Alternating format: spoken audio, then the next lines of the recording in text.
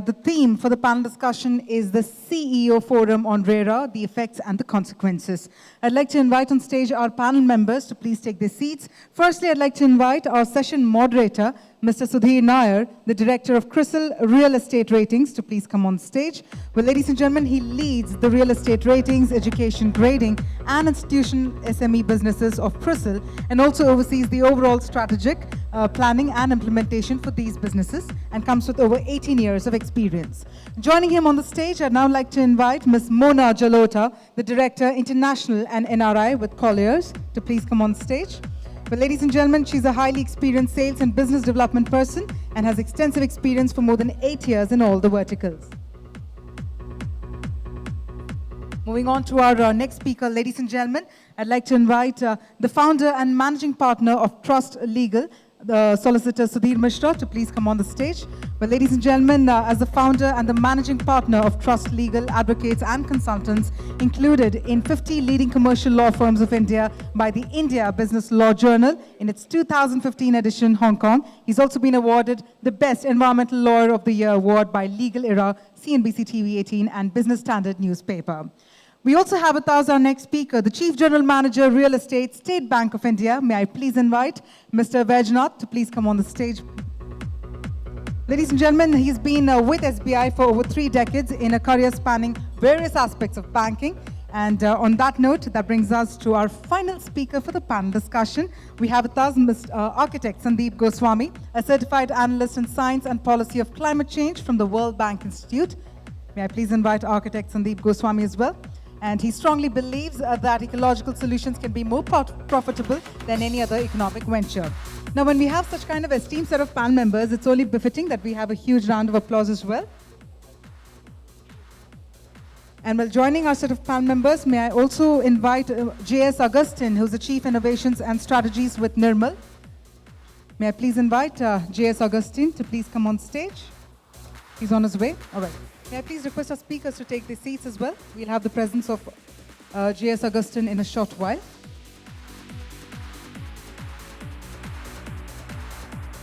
The Chief Innovations and Strategies with Nirmal Lifestyle.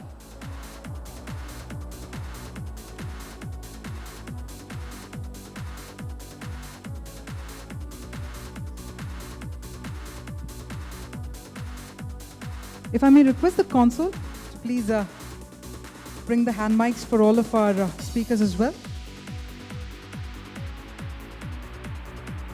All right, so on that note, I'd like to invite Mr. Augustine as well to please come on the stage.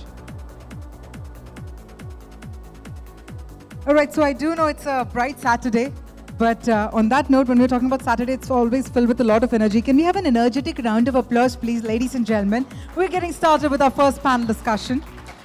And with that, I'm going to request our session moderator, Mr. Sudhir Nair, to please take it over from here. Over to you, sir.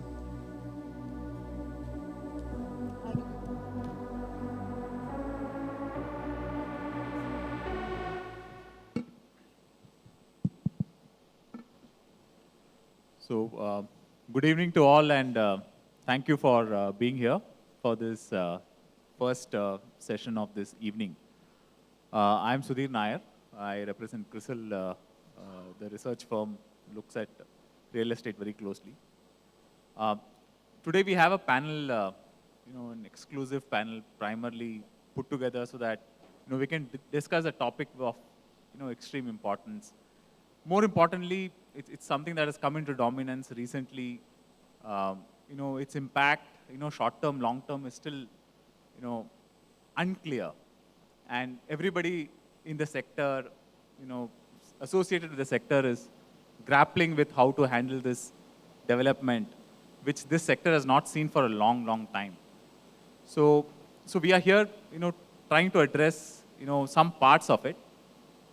I'm talking about the RERA bill primarily and what kind of impact it will have on the sector, on various associated sub-segments of the sector, and how, we could see this panning out either in the short term or in the medium to long term. So obviously the panel members here are, are experts in their own, areas. So we have Sudhir Mishra, who represents the legal side of the thought process.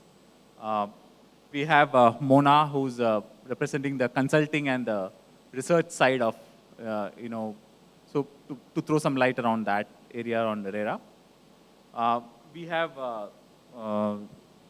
Sandeep, who's an architect himself, and he'll want to bring a different angle to RERA, not necessarily the the funding, the execution, the development side of stuff, but more wider. And we have Vaijanathan, who will kind of give us some sense of how the lending industry looks at RERA and its implications on developers and home buyers. And finally, we have Augustine, who represents the developer side of the segment, and kind of give his opinions and thoughts around how this is going to shape up. So being a moderator is the easiest job on a panel. It's easy to ask questions. It's difficult to answer. So let me just begin by posing a few aspects on which we would really want the discussion to be held. We all know that RERA has come. I mean, it's come. It's impacted us. It's hit the sector. It's there, you undeniably. But it was coming for a long time. Any sector, which has unbrindled growth over a long period of time, at some point in time, it goes wayward. Regulation had to come in, and it was just waiting to happen.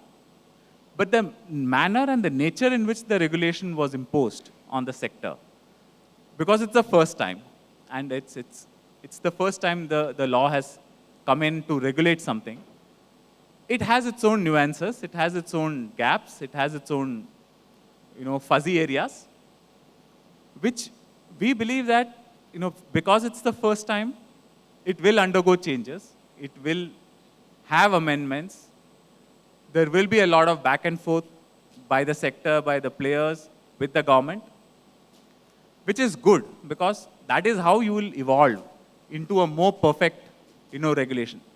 Primarily, the role of a regulator is just to ensure that there's a level playing field, and the market makers and the buyers and everybody comes together and transacts on how they want to. So regulator needs to just allow a level playing field, nothing else. They don't need to interfere. They don't need to rent seek from the whole concept. So which is where I think right now the regulation is imposing. And it will evolve to a stage where it will play a level playing field and leave the market makers to decide how the sector will grow. So in that context, RERA is there. So let me just start taking views and point of views of how this will evolve. Obviously, it's brought a lot of transparency, accountability, and dispute redressal mechanism as far as the sector is concerned. But there are issues with how it will get implemented, how the players will adjust to it. So we will discuss around all these aspects. We'll also see whether this is eventually leading to an industry status for the sector. By industry status, it means that the sector gets greater funding, lower cost of funding, access to all sources of funds from international as well as domestic. Whether it will lead to that or not will be another aspect on which we'll have some discussions. So to start with, let me ask Sudhir here, how does he see RERA, panning out maybe in the short to medium term, and over a long term, how do you see that, panning out on the sector level? So good afternoon. Thank you, Sudhir. I think we need to understand the mechanism of any act, how it actually unfolds in India. And Mr. Hiranandani was talking about telecom sector. So I will take an example of telecom sector. See, when it comes to regulating a particular sector, out of 10 times, government normally misses 5 times. How they will regulate the sector, even if they bring some landmark legislations. In telecom sector, one of the reasons why it has been very successful, whether it is regulating the sector is concerned or consumer satisfaction part is concerned, because both the TDSAT, which was the Telecom Regulatory Authority, as well as the appellate jurisdiction, the Telecom Dispute Resolution Forum, both of them have been very, very successful in understanding the concerns of the consumer as well as the companies. Now that is the tipping point. Here you have RERA almost modeled on the same way, where you had a unregulated regime for a long, long time.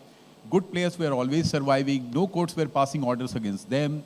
They were developers, even in national capital regions, many of whom we represent, whose projects are sold within, I would say, 7 to 10 days of their launching. And they managed to finish it on time. But large number of projects which were remained unfinished, and people went to multiple courts. And these multiple courts start from competition commission to consumer forums to criminal courts to high courts to Supreme Court. I don't want to tell you more details. You are reading newspapers. In last 20 days, Supreme Court has passed at least 3 landmark judgments where they said that whether you sink or die, we are not concerned. So in this situation, if you have a regulation coming which is going to be completely operational, say from 1st of April 2017, because again, the challenge would be, unlike telecom, here you have to do it state by state. There can't be a unified one center at the center. Every state will have to have its own authority. Every state will have a appellate authority. In my understanding, 2 of the states with which I am working to create the authority, the entire development is quite slow. Now, the second part which I want to say, that everybody has talked about the flat owners and how their interest will be protected now, money will be protected, the 70% escrow account and all these aspects are there. And how this will lead to consolidation of business in many ways, like everything will be on the web, you can see all the documentation, all these things. But my biggest challenge would be that how will you ensure that the project gets a timely no objection certificate when it goes for the registration. So here the role of the government is huge. They have also to, there is no liability under RERA for the government, that how they will ensure timely completion of the project. And just one last initial observation would be that it will again depend upon state to state. There will be some states which will be really rushing up to creating a level playing field, where they will say there will be online single window clearance, but there is no single window clearance in where you have an environmental clearance to be taken, you have municipal clearances to be taken, and that puts a lot of pressure on lending. So these are the initial challenges which I feel can be highlighted. Thank you, Sudhir. So can I bring Augustine here to kind of throw some light from a developer's perspective? We had the legal expert, chart out how things were. We've had discussions in the past, but it'd be good if you could kind of articulate your thought process.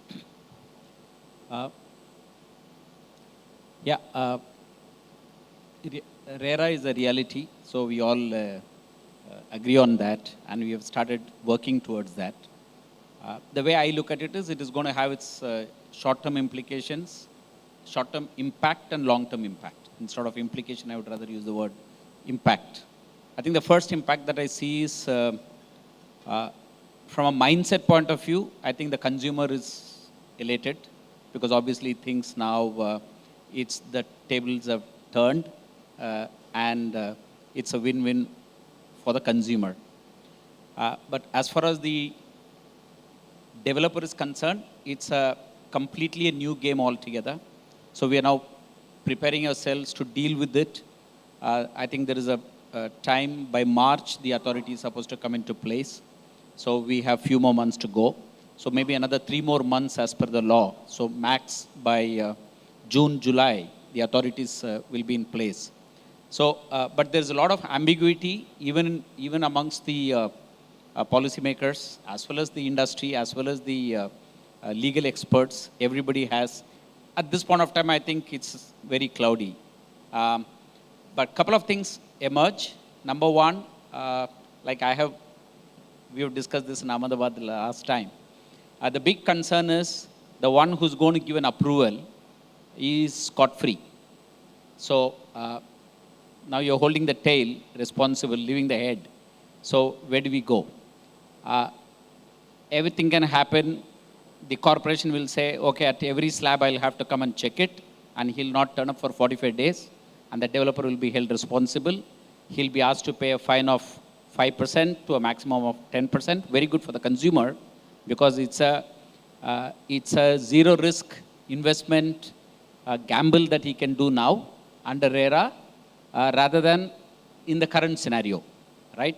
There's no risk, high returns. If the developer delays, it's good for the consumer. He'll say, I'm happy, I'll go with good returns from the developer. And like the quote has said, you sink or die. I think that statement will continue and developer will have to cough up. So it's not going to be restricted only, the impact is not only for the developer, it's also for the broking firms or the marketing agencies who are involved in between. I only see the architects have not been held responsible. That's fine, that's fair, because they can't be held responsible otherwise. But the government not being responsible, but the developer being made responsible to get it, I think there's a huge disconnect between this.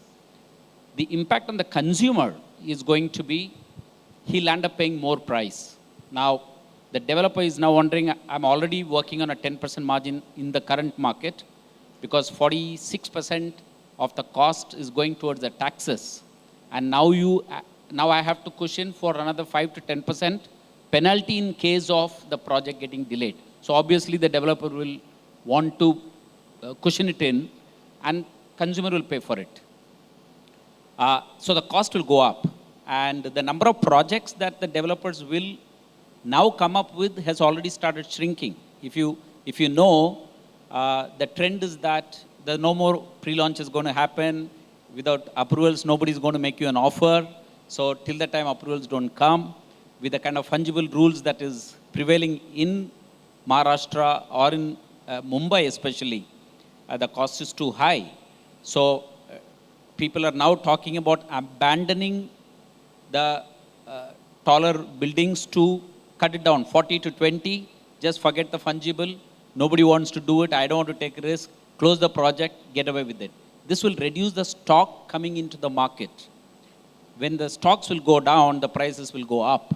And when the stocks are limited, prices will naturally go up. We are going to inbuild a cushion of 5 to 10% to be on the safer side.